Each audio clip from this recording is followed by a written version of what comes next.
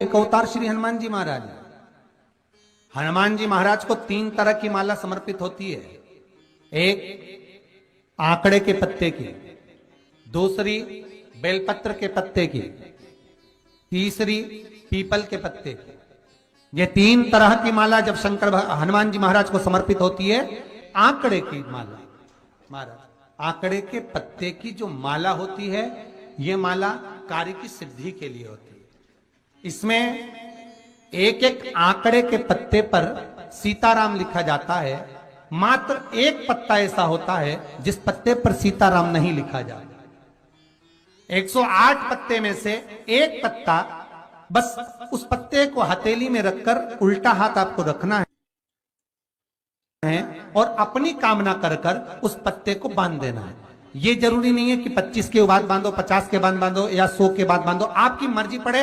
उस खाली पत्ते को कहीं पर भी बांध दीजिए और उस माला को अपनी कामना कर कर श्री हनुमान जी महाराज को समर्पित कर दीजिए। माला जब हनुमान जी को चढ़ जाए तब एक घी का और एक तेल का दिया हनुमान जी के सम्मुख में लंबी बाती का लगा देना है महाराज। एक घी का, एक तेल, और अपनी कामना कर कर आप आ जाइए। आपकी वो कामना 2.5 महीना या 3 महीना, इससे ज्यादा नहीं जाएगा, वो कामना बाबा पूरी करेगा। क्योंकि शिव और हनुमान ये सब एक ही स्वरूप है। अगर व्यक्ति के जीवन में बहुत भारी रोग हो गया है, बहुत ज्यादा कष्ट हो गया है, कैंसर जैसी बीमारी भी अगर उसको घेर ली है और किडनी लीवर सब बेकार हो गया, तो निवेदन है पीपल के पत्ते की माला बनवाओ, 108 पत्ते की, और हनुमान चालीसा का हर पत्ते पर स्मरण करिए महाराज।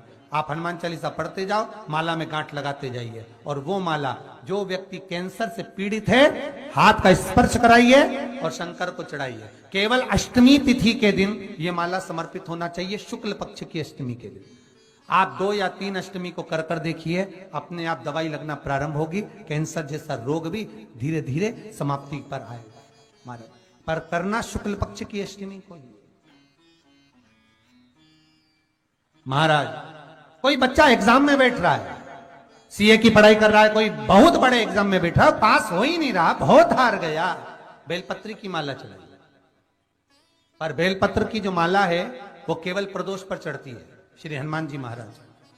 आप बेलपत्र की माला चढ़ाओ, 108 बेलपत्र आप श्री शिवाय नमस्तुभ्यम मंत्र का जाप कर कर गांठ लगाकर भगवान श्री हनुमान जी महाराज के सामने पहुंचकर माला को सीधी रखकर, जो व्यक्ति एग्जाम में बैठ रहा है, नौकरी के लिए, अन्य पढ़ाई के लिए, अगर कंपटीशन एग्जाम में भी बैठ रहा है, तो माला को हनुमान जी महाराज, और हनुमान जी कौन से होना चाहिए? पूर्वमुखी। हनुमान दक्षिण मुखी नहीं चाहिए, पूर्व में जिन हनुमान जी का मुख हो वो माला ऐसी समर्पित कर कर हनुमान चालीसा का पाठ कर कर 3 बार स्मरण कर कर माला श्री हनुमान जी को पहना दीजिए। ऐसा कोई एग्जाम नहीं जिसमें से आप निकल ना पाए महाराज, पर करना आपको पड़ेगा। प्रदोष का दिन होना चाहिए, प्रदोष के दिन भगवान, और प्रयास जहां तक हो सके प्रदोष काल में अगर चढ़ाएंगे तो ज्यादा फलदायी रहेगा प्रदोष। और कई लोग तो ऐसे हैं, उनका आज तक हनुमान चालीसा पढ़ना नहीं है, आज तक कोई चालीसा, चाहे गायत्री चालीसा हो, लक्ष्मी चालीसा हो, शिव चालीसा हो, पढ़ना ही नहीं आती, बस बैठ गए भगवान के सामने और पढ़ लिया आसन लगा के। नहीं नहीं नहीं, चालीसा पढ़ने का भी एक नियम है। अगर कोई लक्ष्य लेकर पढ़ रहे हो तो उसका एक नियम है। पूरी जिंदगी पढ़ते रहोगे तो भगवान की प्राप्ति नहीं है, पर लक्ष्य लेकर अगर पढ़ा है, आसन से जिस भगवान की चालीसा पढ़ रहे हो उसकी मूर्ति या उसका फोटो आपके सामने होना चाहिए। एक घी का दिया, अगर हनुमान चालीसा पढ़ रहे हो तो या तो घी का दिया जलाओ, वो भी गाय के घी का हो, भैंस के घी का मत जलाना। हनुमान जी कभी प्रकट नहीं होंगे भैंस के घी से। घी का दिया लगाइए अगर चालीसा का पाठ कर रहे हो हनुमान जी का। और बहुत ज्यादा संकट है, बहुत ज्यादा परेशानी है, तो हनुमान चालीसा का पाठ करो तो तिल्ली के तेल का दिया लगाओ, काली तिल के तेल का दिया, तिल का तेल का दिया हनुमान जी के सामने आसन बिछाकर। बहुत तकलीफ है तो 3 पाठ प्रतिदिन करो, और एक आसन से जितने समय, 9 बजे अगर आप बैठते हो पाठ करने तो 9 बजे ही बैठना। 11 दिन तक प्रतिदिन 3 पाठ रोज करो। एक पानी का लोटा, कलश, तांबे का जल अर्थात तांबे का लोटा हो, स्टील का लोटा हो, तुम्हारे पास जो कलश हो, उसमें जल भरकर एक सिक्का उसमें पटक कर, एक लौंग पटक कर प्लेट से ढक कर रख दो और प्रतिदिन बस टाइम पर बैठकर पाठ करो। 11 दिन पूर्ण होंगे, जिस कामना से आपने पाठ करा है, बस वो सिक्का, वो लौंग कलश में से निकाल लो, जल का आचमन करो और जिस काम के लिए करा है वो जल उस प्रयोग में ले लो। उस प्रयोग, किसी से बात करने जाना है तो वो जल पी कर जाइए, कोई से हाथ मिलाना है तो वो सिक्का, वो लौंग अपने हाथ में रखिए, अपने साथ रखिए। कई लोग कहते हैं हम तो बहुत दिनों से हनुमान चालीसा पढ़ रहे हैं, हम बहुत समय से राम रक्षा स्तोत्र का पाठ कर रहे हैं, हम बहुत समय से ये कर, अरे तो उसको नियम से तो करो। हनुमान चालीसा का प्रागट्य केवल एक दिल से की गई स्तुति। हनुमान जी महाराज की स्तुति, राम जी महाराज की स्तुति तुलसीदास जी ने केवल दिल से करी थी, केवल मन से। और ये नहीं कहते कि हनुमान चालीसा पढ़ोगे तभी भगवान, नहीं नहीं, आप दिल से अगर भगवान को पुकार लीजिए, आप दिल से पुकारो उसको, वो आएगा। नियम है महाराज, बहुत ध्यान दीजिएगा। पंचमुखी हनुमान का एक स्मरण, पंचमुखी हनुमान का एक भाव। महाराज जैसे बहुत ज्यादा तकलीफ अगर व्यक्ति को हो गई है, बहुत कष्टमय जीवन चल रहा है, हार गए हर जगह से और तकलीफमय जीवन चल रहा है, तो पंचमुखी हनुमान का एक शिव महापुराण का और स्कंद पुराण का एक बड़ा सुंदर मंत्र है। उस मंत्र को आप सब एक बार हमारे साथ में बोलें। ओम नमो हनुमते रुद्र अवताराय सर्व शत्रु संहारणाय सर्व रोग हराय सर्व वशीकरणाय रामदूताय स्वाहा। बस इस मंत्र को हाथ में काली तिल लेकर, एक जौ लेकर और गूगल लेकर, थोड़ा सा इसमें गाय का घी डालकर, कंडे को या अग्नि को जलाकर इस मंत्र का 11 बार 21 बार जाप कर कर अपनी कामना कर कर छोड़ दीजिए। कैसा भी रोग हो, बीमारी हो, कष्ट हो, दुख हो, तकलीफ हो, 21 दिन के अंदर वो आनंद आना प्रारंभ कर देता है। इस मंत्र, स्कंद पुराण का, शिव महापुराण का ये मंत्र मूल पंचमुखी हनुमान सुख देंगे।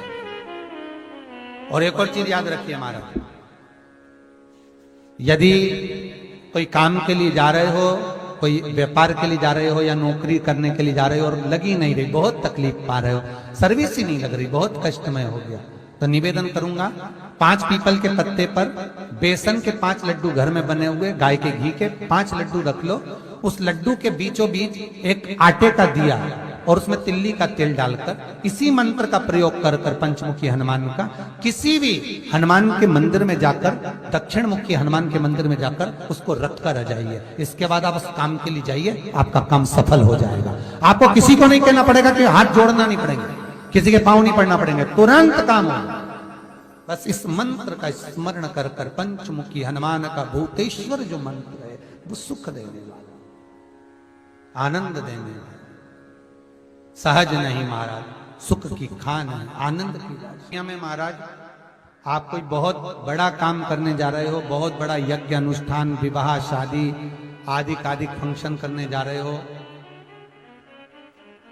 4 दिन 8 दिन के लिए आप घर से बाहर जा रहे हो और आपको लगता है कि घर में ताला कैसे लगाएं, तो निवेदन है एक तांबे के कलश में जल भर लीजिए, श्री शिवाय नमस्तुभ्यं, श्री और जल भरकर श्री उसमें थोड़ी सी काली तिल डाल दीजिए। नमस्तुभ्यं। वीडियो को लाइक सब्सक्राइब भूतेश्वर शिव का नाम लेकर, कौन से शिव का? भूतेश्वर, शमशानवासी भूतेश्वर शिव का नाम लेकर काली तिल डाल दीजिए, कलश को प्लेट से ढक दीजिए, घर के किसी भी भाग में उसको रख दीजिए। उसके बाद आप चले जाओ। किसी की सामर्थ्यता नहीं है कि उस घर में कोई पांव रखे, किसी की सामर्थ्यता नहीं है। और अगर कोई भूले से पांव भी रख दिया तो 22 दिन या 21 दिन के अंदर उसको, जैसे लोगों को हवा आती है, बस उसको चक्कर आना चालू हो, बाल खोल खोल के घुमा मिलेगा। शास्त्र प्रमाण करता है हमारा भूतेश्वर शिव। ये कलश जो होता है ना, जल का जो पात्र होता है, ये साधारण नहीं होता, सहज नहीं होता महाराज। जैसे आज आपने मेरी लाज रखी, रक्षा करी और किसी को आने नहीं दिया, विनती स्वीकार करना। आपका जल पात्र भूतेश्वर के नाम से काली तिल से जहां रखा जाए उस ग्रह में कोई प्रवेश ना कर पाए। शिव जी ने वचन दे दिया, मेरी चंडियां 64 योगनियां, डाकनी, पिशाचनी, चुड़ैल और भूत इस कलश के विराजमान होते ही सर्वस्व फैल जाते हैं, फिर अंदर कोई नहीं आ सकता, भीतर प्रवेश नहीं हो सकता। लगे तो उन्होंने हनुमान जी से कहा कि तुम क्या चाहते हो? हनुमान जी बोले मेरे को जाना है, क्योंकि जहां राम वहां हनुमान। हनुमान जी जब कहने लगे कि मेरे को जाना है, तो राम जी महाराज बोले नहीं नहीं हनुमान, तुझे सबसे ज्यादा प्रिय क्या है? तो कह राम। तो हनुमान तू कह रहा है सबसे ज्यादा प्रिय है राम प्रिय है, तो एक बार जिस समय देवऋषि नारद का अपमान हुआ, विश्वामित्र बाबा का अपमान हुआ, उस समय पर एक राजा ने जब अपमान करा तो तूने उसको राम नाम लिखकर एक जगह पर बिठा दिया और कहा कि तू राम नाम जपते रहे। उसने राम नाम जपा। तब हनुमान याद कर, मेरे सम्मुख में तू खड़ा था और युद्ध होने वाला था, तो तूने क्या कहा था? प्रभु आप इसको मार नहीं सकते क्योंकि ये आपका नाम ले रहा है। राम से बड़ा होता है राम का नाम, आप इसे मार नहीं सकते। तब आपने ये संवाद कहा था, हनुमान बता तेरी प्रियता क्या है? हनुमान जी कहते हैं प्रभु आपने मुझे जगा दिया, क्योंकि मुझे श्राप ही ये मिला था कि तू जागेगा किसी के जगाने पर, आपने मुझे जगा दिया। इसलिए है नाथ, अब मैं जाना नहीं चाहता, सत्संग करना चाहता।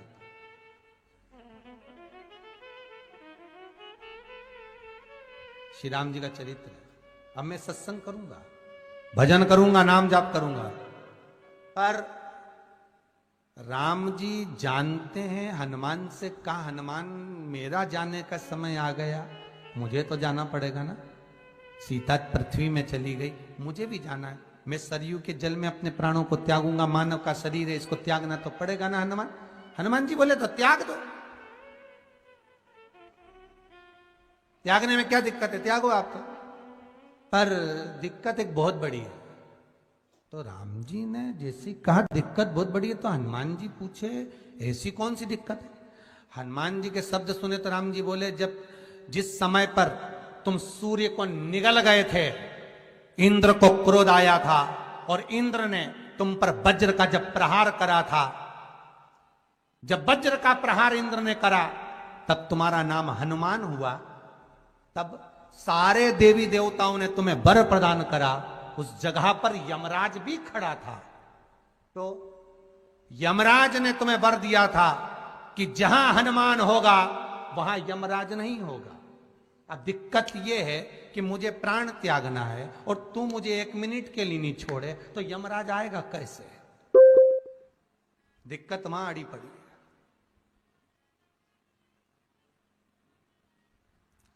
हनुमान जी मुस्कुरा के बोले राम जी महाराज से, प्रभु मैं आपके बिना रह नहीं सकता। तो राम जी बोले, मैं भी जानता हूं कि तू मेरे बिना नहीं रह सकता, पर एक काम तो कर सकता है ना। क्या? मैं अगर कोई काम बताऊंगा तो तू करेगा कि नहीं करेगा? हनुमान जी बोले, आपका काम और मैं ना करूं, ऐसा कभी हुआ है? जरूर करूंगा। ठीक है। बस अब राम जी महाराज ने सोच लिया कि हनुमान को जाने से पहले काम पर लगाना। अब वो कौन सा काम था? बोलो रे भाई। हनुमान जी को कहां काम पर लगाया राम जी ने? किस जगह पर काम पर लगाया? अरे सभी ने रामचरितमानस सुनी है, खूब सुनी, जल्दी बताओ।